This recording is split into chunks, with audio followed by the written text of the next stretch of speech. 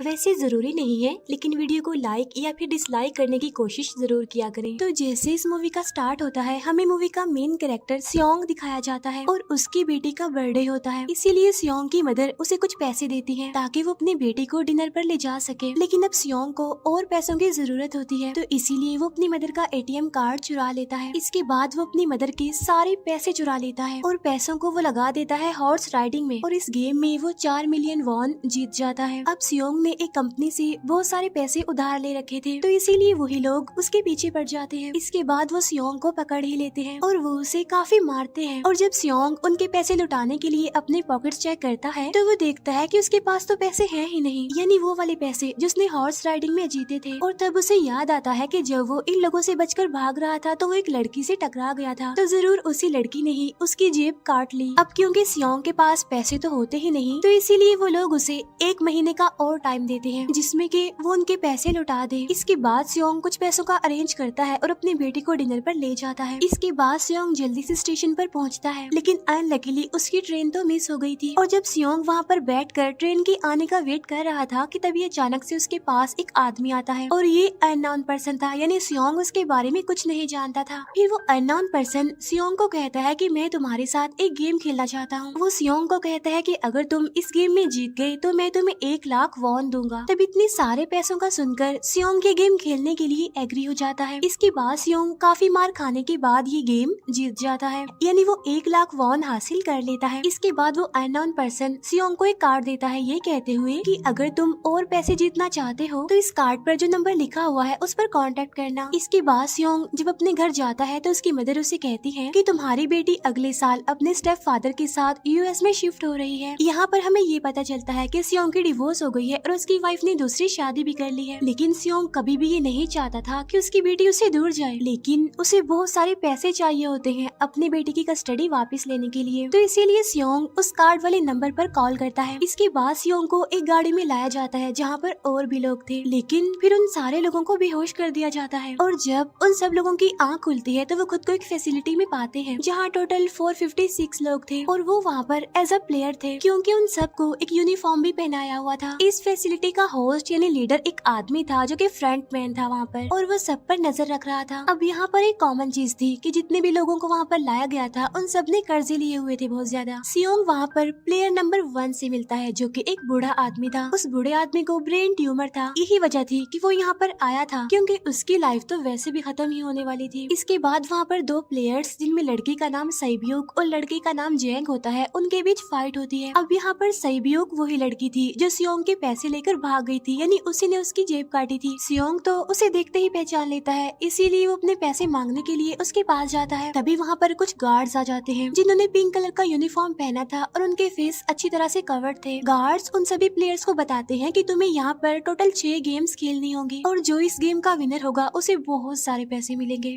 इसके बाद उन सबसे एक कॉन्ट्रैक्ट पर साइन करवाया जाता है और इस कॉन्ट्रैक्ट के 3 मेन रूल्स थे। पहला रूल ये कि कोई भी प्लेयर अपनी मर्जी से गेम को छोड़कर नहीं जा सकता। दूसरा रूल ये होता है कि जो भी प्लेयर खेलने से मना करेगा तो उस प्लेयर को एलिमिनेट कर दिया जाएगा, और उनके मुताबिक एलिमिनेट का मतलब क्या था ये तो हम आगे ही जानेंगे। गेम का तीसरा रूल ये था कि अगर मेजोरिटी इस गेम को खेलना नहीं चाहती तो वो इस गेम को छोड़कर जा सकते हैं। इसके बाद उन सबको गेम के लिए ले जाया जाता है। अब यहाँ पर सियोंग अपने क्लासमेट सेंगवू से भी मिलता है जो कि उसे बचपन से जानता था। सियोंग उसे वहाँ पर देखकर काफी हैरान होता है क्योंकि वो तो किसी बिजनेस के लिए आउट ऑफ कंट्री चला गया था। अब पहले गेम के लिए वहाँ पर एक काफी बड़ी डॉल थी और इस गेम का रूल काफी सिंपल था, और वो ये था कि डॉल जब भी गाना गाएगी उन सबको आगे बढ़ना है, और जैसे ही वो गाना गाना बंद करेगी तो उन सबको रुक जाना है और मूव नहीं करना है, और अगर कोई हिल गया तो उसे एलिमिनेट कर दिया जाएगा। अब स्टार्टिंग में तो ये सब कुछ उन्हें किसी प्रैंक की तरह लग रहा था, लेकिन जब एक लड़का हिल जाता है तो उसे शूट करके मार दिया जाता है, और यही होता है एलिमिनेट का मतलब, यानी उन्हें मार दिया जाएगा। अब ये देखकर वो सारे लोग काफी घबरा जाते हैं और उन्हें पता चल चुका था कि वो खतरे में है, इसीलिए लोग डरते हुए पैनिक करते हुए इधर उधर भागने लगते हैं।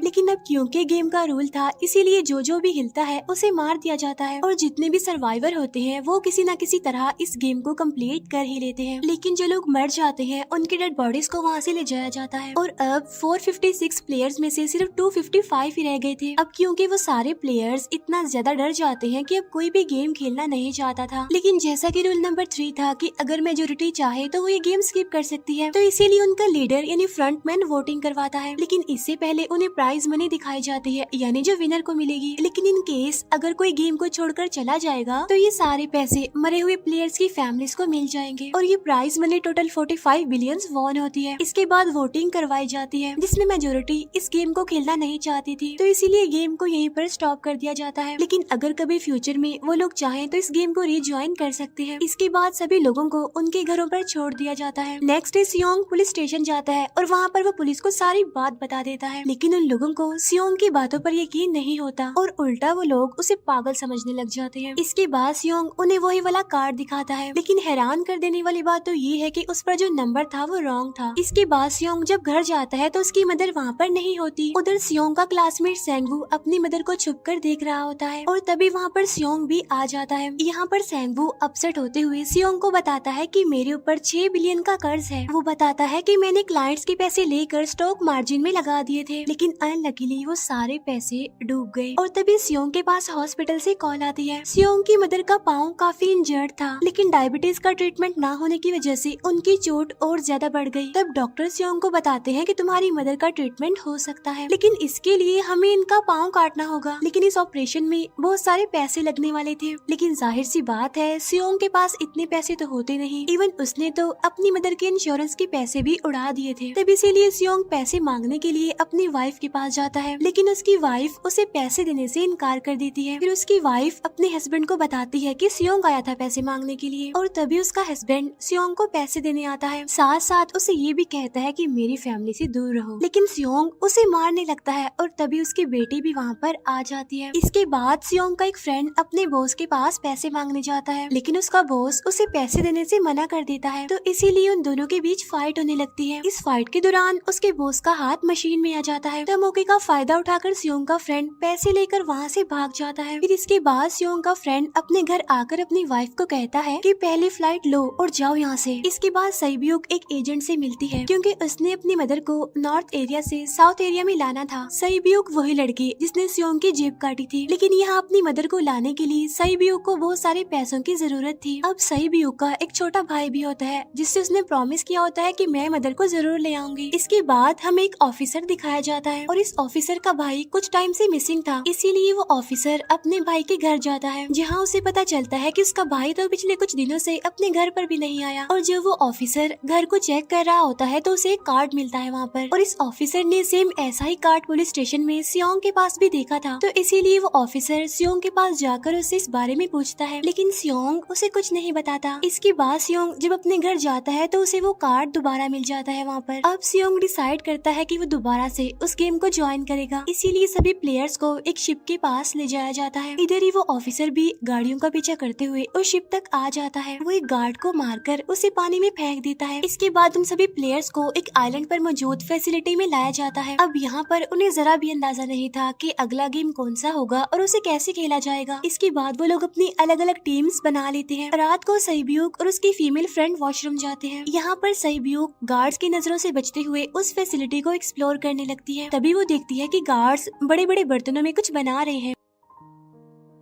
लेकिन अब क्योंकि गार्ड्स को शक हो जाता है तो ये गार्ड वॉशरूम्स को चेक करने के लिए आता है, लेकिन तब तक सईब्यूक वापस आ चुकी थी। इसके बाद सईब्यूक अपनी फीमेल फ्रेंड को सारी बात बता देती है जो उसने देखा था, लेकिन यहाँ पर सेंगवू उन दोनों की बातें सुन लेता है और वो इस बारे में सईब्यूक से पूछता है, जिस पर सईब्यूक बताती है कि वो बड़े बड़े बर्तनों में कुछ पका रहे थे। इसके बाद उन सभी प्लेयर्स को प्ले ग्राउंड में लाया जाता है, जहाँ पर उनके सामने 4 शेप्स थी। 4 शेप्स में से उन्होंने किसी एक शेप को चूज करना था। अब यहाँ पर सेंगवू को पता चल जाता है कि गेम क्या है और क्या करना है हमें। सेंगवू सियोंग को बताता है कि सबने अलग अलग शेप्स को चुनना है। इसके बाद उन सभी को एक छोटा सा बर्तन दिया जाता है जिसमें की शेप्स बनी होती है। अब गेम उनकी ये होती है कि उन्होंने किसी तरह उस शेप को बाहर निकालना है बगैर डैमेज किए, लेकिन अगर शेप जरा से भी खराब हो गई तो उन्हें एलिमिनेट कर दिया जाएगा, यानी मार दिया जाएगा। अब यहाँ पर सेंगवू तो इजिली उस शेप को निकाल लेता है, लेकिन सियोंग इतना ज्यादा घबरा जाता है कि उसकी हालत खराब होने लगती है, लेकिन फिर वो किसी न किसी तरह करके इस गेम को भी जीत लेता है। इसके बाद उन सबको वापस से रूम में लाया जाता है। अब यहाँ पर 187 प्लेयर्स वापस आए थे, जिनमें से अब सिर्फ 108 ही रह गए थे। इसके बाद उन सबको खाने के लिए ले जाया जाता है, लेकिन खाने की वजह से जैंग की एक लड़के से फाइट हो जाती है, जहाँ पर जैंग उस लड़के को इतना ज्यादा मारता है कि वो मौके पर ही मर जाता है। इधर ही हम देखते हैं कि उन प्लेयर्स में से एक डॉक्टर होता है जो गार्ड्स के साथ मिलकर मरे हुए लोगों के ऑर्गन्स निकाल कर उन्हें चाइनीज को बेचने का काम करता है। इसीलिए जब भी डेड बॉडीज को ले जाया जाता है तो वो डेड बॉडीज को गायब कर लेते हैं, क्योंकि ये सब कुछ एक प्लान के अकॉर्डिंग चल रहा था, क्योंकि ये सारा कुछ फ्रंट मैन से छुप कर हो रहा था। यही वजह थी कि कंट्रोल रूम में भी उन्होंने अपना ही एक आदमी बिठाया हुआ था जो कि उन लोगों की सारी वीडियो फुटेज डिलीट कर देता था, और गार्ड्स तो डॉक्टर को गेम के बारे में पहले ही बता देते थे ताकि वो सरवाइव कर सके। यहाँ पर एक गार्ड उसी प्लेयर डॉक्टर को बताता है कि आज हमने प्लेयर्स को जानबूझकर खाना कम दिया है ताकि वो आपस में लड़ने लगे, जिससे होगा ये कि सारे वीक प्लेयर्स गेम से आउट हो जाएंगे। साथ ही गार्ड डॉक्टर को अपनी अगली गेम के बारे में बता देता है। अब 30 मिनट के बाद वहाँ पर लाइट्स ऑफ होने वाली थी। अब यहाँ पर सेंगवू को पता था कि सियोंग की टीम जरूर कोई उल्टा काम करेगी, इसीलिए वो उस टीम को अपने पास बुलाकर उन्हें रिलैक्स रहने के लिए कहता है। उधर वो जो डॉक्टर प्लेयर होता है वो जैंग की टीम में शामिल हो जाता है। यहाँ पर डॉक्टर जैंग को बता देता है कि अगला गेम क्या होने वाला है। इसके बाद लाइट्स ऑफ हो जाती है और जैंग अपनी टीम के साथ मिलकर बाकी सभी को मारने लगता है। जैंग एक लड़की को मारकर सईब्यू को मारने जाता है, लेकिन तभी सियोंग उसे बचा लेता है। इसके बाद गार्ड्स वहाँ पर आकर उन सभी को रोक लेते हैं और अब टोटल 80 लोग रह गए थे। इसके बाद उन सभी को तीसरे गेम के लिए ले जाया जाता है और यहाँ पर उन्हें 10-10 प्लेयर्स की एक टीम बनाने के लिए कहा जाता है, और वो लोग ऐसा ही करते हैं, अपनी अपनी टीम बना लेते हैं। अब क्योंकि जैंग को अगली गेम के बारे में पहले ही पता होता है, इसीलिए वो सईब्यू की फीमेल फ्रेंड को अपनी टीम में नहीं रखता और वो अपनी टीम में सिर्फ मर्दों को ही रखता है। इसके बाद सेंगवू भी अपनी एक टीम बना लेता है। अब क्योंकि उन्हें एक प्लेयर की जरूरत थी तो इसीलिए सईब्यू की फीमेल फ्रेंड उनके टीम में शामिल हो जाती है, और ये गेम असल में टग ऑफ वॉर का होता है, यानी उन्होंने अपने सामने वाली टीम को नीचे गिराना था। इसके बाद गेम स्टार्ट हो जाती है और जैंग की गेम बड़ी आसानी से इस गेम को जीत लेती है। इसके बाद बारी होती है सेंगवू की टीम की। तब प्लेयर नंबर 1 यानी वो बूढ़ा आदमी कहता है कि मैंने अपनी जिंदगी में बहुत सारी टग ऑफ वॉर्स खेल रखी हैं, इसीलिए उन सबको गाइड करता है कि इस गेम को कैसे जीतना है।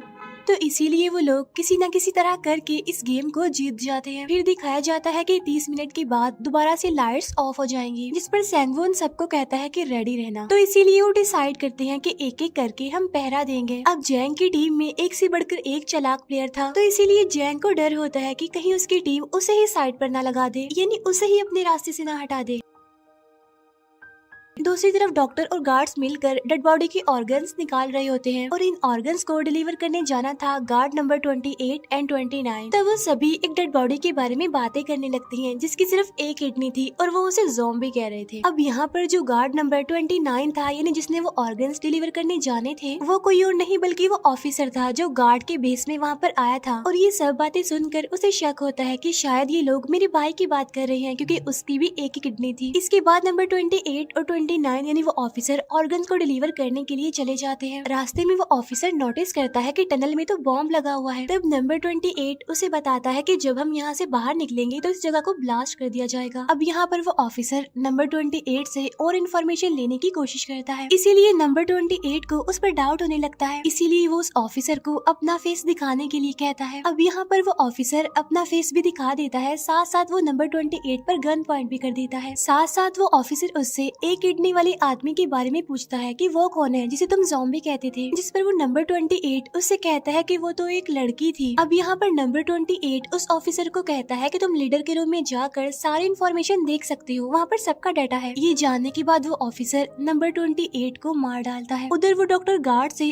अगली गेम के बारे में पूछता है, लेकिन इस बार गार्ड्स को भी अगली गेम के बारे में पता नहीं होता। तब इसीलिए डॉक्टर को गुस्सा आ जाता है और वो एक गार्ड को पकड़ लेता है और उनकी फाइट होने लगती है। इसी फाइट में डॉक्टर डॉक्टर उस गार्ड को मार कर वहाँ से भाग जाता है। इसके बाद एक गार्ड भी उसका पीछा करता है और वो दोनों प्लेग्राउंड में आ जाते हैं। यहाँ पर गार्ड डॉक्टर को अपनी बातों में फंसा कर उसे मारने वाला होता है, लेकिन तभी लीडर यानी फ्रंटमैन आकर उसे मार डालता है और बाद में वो उस डॉक्टर को भी मार डालते हैं। साथ साथ इन्हें वहीं पर नंबर 28 की डेड बॉडी भी मिल जाती है, जिससे इन्हें ये पता चल जाता है कि फैसिलिटी में कोई घुस गया है। उधर वो ऑफिसर लीडर यानी फ्रंटमैन के रूम तक पहुंच जाता है। तब वो चेक करते करते एक ऐसे रूम में जाता है जहाँ पर सबके रिकॉर्ड्स थे, और जब वो ऑफिसर रिकॉर्ड चेक कर रहा होता है तो उसे सभी विनर्स की एक लिस्ट मिलती है, जिसमें उसके भाई का भी नाम था, यानी वो भी कभी विनर था। उधर सभी प्लेयर्स को 4th गेम के लिए ले जाया जाता है, जहाँ पर उन सबको अपना अपना पार्टनर चुनने के लिए कहा जाता है, और वो प्लेयर्स करते भी ऐसा ही है, अपना अपना पार्टनर चुन लेते हैं। सहीब्यूक की फीमेल फ्रेंड भी अपना पार्टनर ढूंढने की कोशिश करती है, लेकिन कोई भी उसका पार्टनर बनने को तैयार ही नहीं था। इसके बाद सभी प्लेयर्स को 10-10 मार्बल्स दिए जाते हैं। असल में ये गेम ऐसी होती है कि एक प्लेयर को अपने पार्टनर से सारे मार्बल्स लेने होते हैं बगैर कोई जोर जबरदस्ती किए, और जो दूसरा पर्सन होगा यानी जिसके पास मार्बल्स नहीं होंगे उसे मार दिया जाएगा। फिर सैंगवू और सियोंग का फ्रेंड ऑड और इवन का गेम खेलते हैं, जिसमें कि उन्होंने गेस करना था कि सामने वाले के हाथ में कितने मार्बल्स हैं। अब यहाँ पर सियोंग का फ्रेंड सैंगवू के सारे मार्बल्स जीत जाता है, जिसकी वजह से लास्ट में सैंगवू के पास सिर्फ एक ही मार्बल बचता है। अब क्योंकि सैंगवू को पता चल चुका था कि अब वो बच नहीं पाएगा, इसीलिए वो सियोंग के फ्रेंड को अपनी बातों में फंसा कर उसे ये यकीन दिलाता है कि अगर हम में से कोई भी हार गया तो हारे हुए लोगों का मैच दोबारा करवाया जाएगा। अब यहाँ पर सैंगवू धोखे से सियोंग के फ्रेंड के सारे मार्बल्स चेंज कर देता है। इसके बाद सैंगवू मार्बल्स लेकर गार्ड को दे देता है और वहाँ से बाहर चला जाता है, और जब सियोंग का फ्रेंड मार्बल्स चेक करता है तो वहाँ पर पत्थर होते हैं। उधर प्लेयर नंबर 1 यानी उस बूढ़े आदमी की हालत खराब हो रही थी, इसीलिए वो तो इधर उधर घूम रहा था, लेकिन सियोंग किसी तरह उसे खेलने के लिए एग्री कर लेता है। अब यहाँ पर वो दोनों यानी वो बूढ़ा आदमी और सियोंग भी इवन आउट खेलते हैं। अब इनमें से वो बूढ़ा आदमी सियोंग के सारे मार्बल्स जीत जाता है, लेकिन लास्ट राउंड में वो बूढ़ा आदमी भूल जाता है कि उसने क्या चूज किया था। तो यहाँ पर सियोंग उसे बातों में फंसा कर उसके सारे मार्बल्स ले लेता है, लेकिन यकीन मानिए कि वो बूढ़ा आदमी काफी चालाक था। उसने एक मार्बल अपने पास ही रखा हुआ था और वो दोबारा से इधर उधर घूमने लगता है। अब यहाँ पर सियोंग उसे रिक्वेस्ट करता है कि प्लीज मेरे साथ एक और गेम खेलो ना। तब यहाँ पर वो बूढ़ा आदमी कहता है कि मुझे पता है कि तुमने सारे मार्बल्स धोखे से लिए हैं मुझसे। वो कहता है कि मुझे सब पता था, बस मैं पागल बनने की एक्टिंग कर रहा था।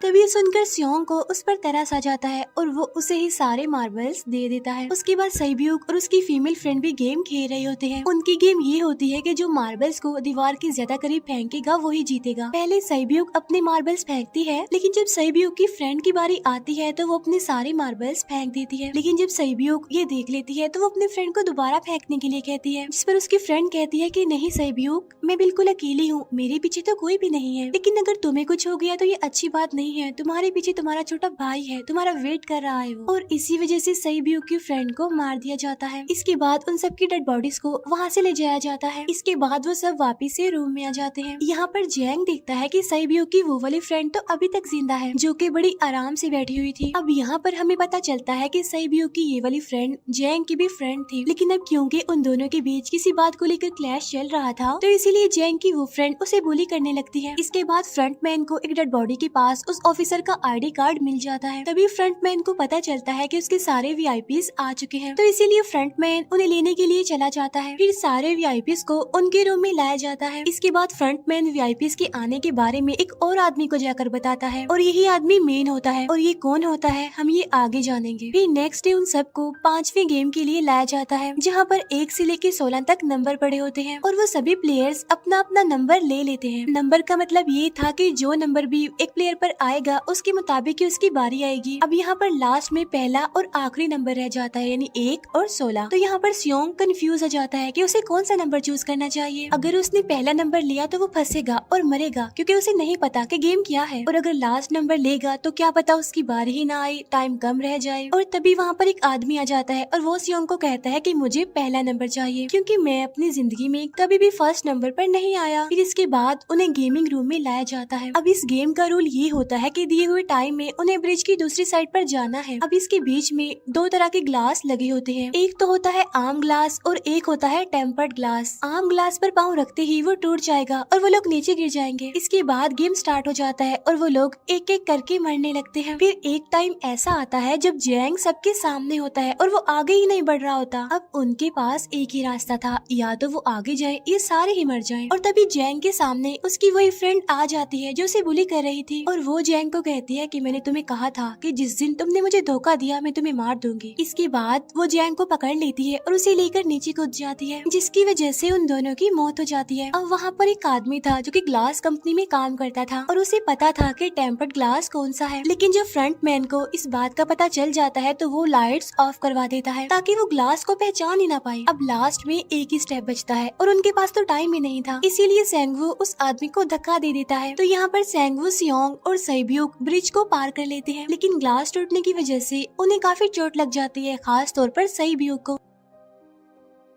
उधर उस ऑफिसर ने एक सर्वेंट को मारकर उसकी जगह खुद ले ली थी। अब एक वीआईपी को उस ऑफिसर पर शक होता है और वो उसे कहता है कि अपना मास्क रिमूव करो, लेकिन वो ऑफिसर कहता है कि ठीक है, लेकिन मैं अंदर जाकर अपना मास्क रिमूव करूंगा। इसके बाद वो ऑफिसर उस वीआईपी को लेकर अंदर चला जाता है। अंदर जाकर वो ऑफिसर उस वीआईपी को बेहोश कर देता है और इस बात का पता फ्रंट मैन को चल जाता है, इसीलिए फ्रंट मैन उसके पीछे जाता है और वो उस ऑफिसर को देख लेता है, इसीलिए वो ऑफिसर वहाँ से भागकर आइलैंड पर आ जाता है। फ्रंट मैन भी उसका पीछा करते हुए वहाँ पर आ जाता है। अब यहाँ पर वो ऑफिसर अपने सीनियर्स को कॉल करने की कोशिश करता है, लेकिन कॉल कट हो जाती है। फिर वो ऑफिसर उन्हें सारे सबूत भेजता है, लेकिन वहाँ पर नेटवर्क नहीं था। इसके बाद फ्रंट मैन ऑफिसर को पकड़ लेता है और उसे उनके साथ चलने के लिए कहता है, लेकिन वो ऑफिसर तो उस फ्रंट मैन पर गोली चला देता है। इसके बाद फ्रंट मैन अपना मास्क उतार देता है, तो वो ऑफिसर देखता है कि वहाँ पर कोई और नहीं बल्कि उसका अपना भाई है वो। इसके बाद ऑफिसर का भाई यानी फ्रंट मैन उसे शूट कर देता है और वो जाकर पानी में गिरता है। उधर ग्लास लगने की वजह से सैब्यूक काफी इंजर्ड हो गई थी और उसका बहुत सारा खून भी बह रहा होता है। इसके बाद तीनों सर्वाइवर्स को